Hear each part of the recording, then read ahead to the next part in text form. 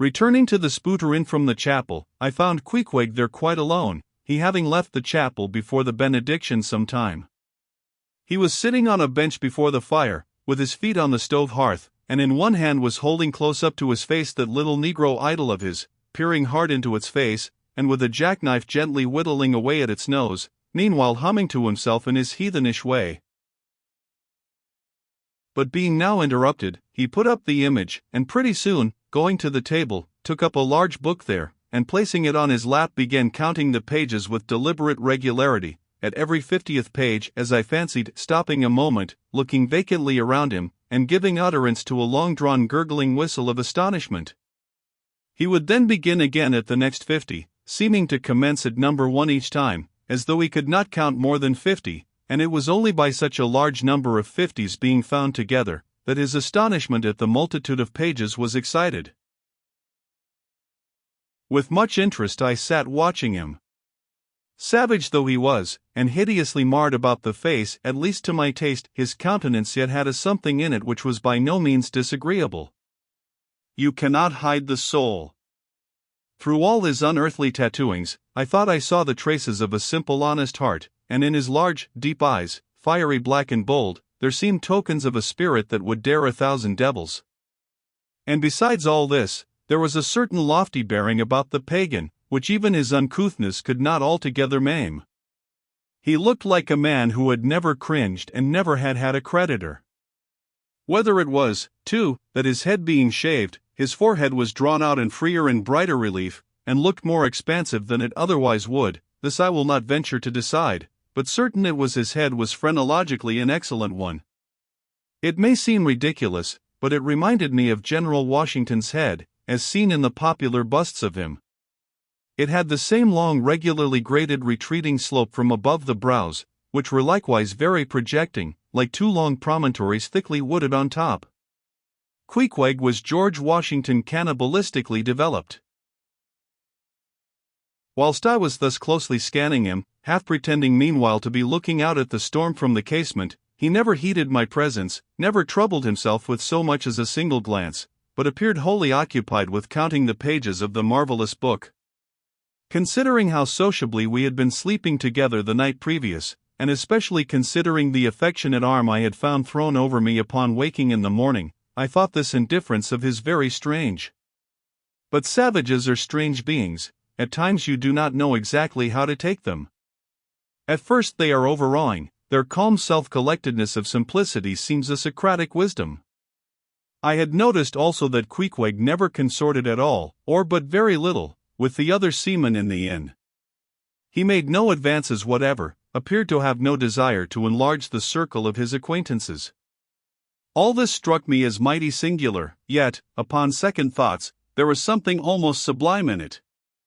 Here was a man some 20,000 miles from home, by the way of Cape Horn, that is, which was the only way he could get there, thrown among people as strange to him as though he were in the planet Jupiter, and yet he seemed entirely at his ease, preserving the utmost serenity, content with his own companionship, always equal to himself.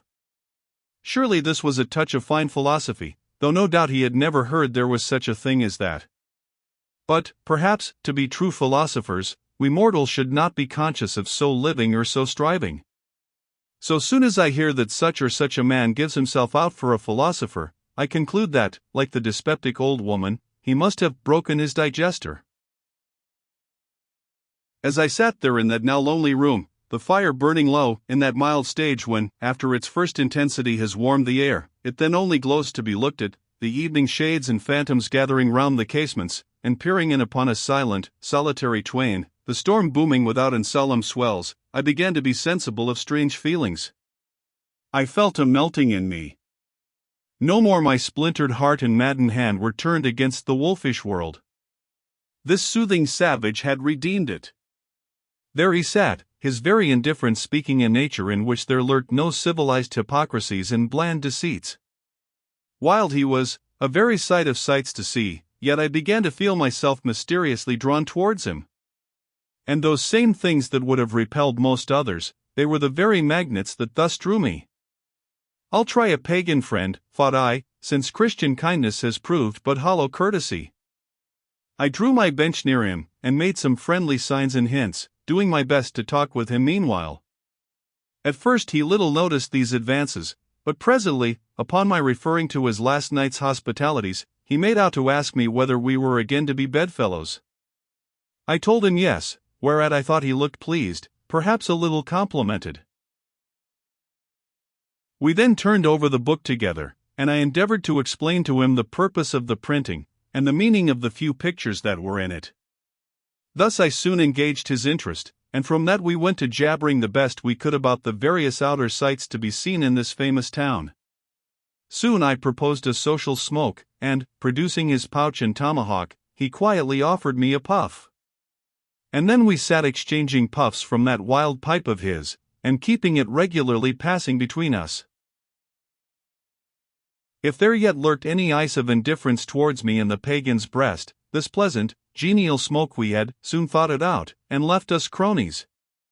He seemed to take to me quite as naturally and unbiddenly as I to him, and when our smoke was over, he pressed his forehead against mine, clasped me round the waist, and said that henceforth we were married, meaning, in his country's phrase, that we were bosom friends. He would gladly die for me, if need should be. In a countryman, this sudden flame of friendship would have seemed far too premature, a thing to be much distrusted, but in this simple savage those old rules would not apply. After supper, and another social chat and smoke, we went to our room together. He made me a present of his embalmed head, took out his enormous tobacco wallet, and groping under the tobacco, drew out some $30 in silver, then spreading them on the table, and mechanically dividing them into 2 equal portions, pushed one of them towards me, and said it was mine. I was going to remonstrate, but he silenced me by pouring them into my trousers pockets. I let them stay. He then went about his evening prayers, took out his idol, and removed the paper fireboard. By certain signs and symptoms, I thought he seemed anxious for me to join him, but well knowing what was to follow, I deliberated a moment whether, in case he invited me, I would comply or otherwise. I was a good Christian, born and bred in the bosom of the infallible Presbyterian Church. How then could I unite with this wild idolater in worshipping his piece of wood? But what is worship? Thought I. Do you suppose now, Ishmael, that the magnanimous God of heaven and earth, pagans and all included, can possibly be jealous of an insignificant bit of black wood? Impossible. But what is worship? To do the will of God, that is worship. And what is the will of God? To do to my fellow man what I would have my fellow man to do to me, that is the will of God. Now, Queequeg is my fellow man. And what do I wish that this Queequeg would do to me? Why, unite with me in my particular Presbyterian form of worship. Consequently, I must then unite with him in his, ergo, I must turn idolater. So I kindled the shavings, helped prop up the innocent little idol, offered him burnt biscuit with Queequeg, salamied before him twice or thrice, kissed his nose, and that done, we undressed and went to bed, at peace with our own consciences and all the world. But we did not go to sleep without some little chat. How it is I know not, but there is no place like a bed for confidential disclosures between friends. Man and wife, they say, they're open the very bottom of their souls to each other, and some old couples often lie and chat over old times till nearly morning. Thus, then, in our heart's honeymoon, lay I and Queequeg, a cozy, loving pair.